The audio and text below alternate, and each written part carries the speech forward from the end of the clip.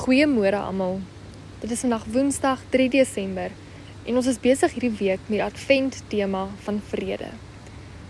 Die lig het gekom na die donker wêreld en hy bring vrede.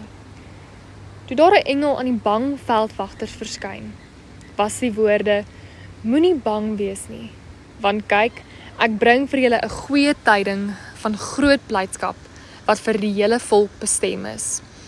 Ek lees verder uit Lukas 2. En dit is vir julle die teken. Julle sal 'n kindjie vind wat in doeke toegedraai is en in 'n krib lê. Skielik was daar saam met die engel 'n menigte engele uit die hemel wat God prys en sê: "Eer aan God in die hoogste hemel en vrede op aarde vir die mense in wie hy 'n welbehae het." Die veldwagters het daarna gegaan en hulle die lig gekry, nederig in 'n krib gelê.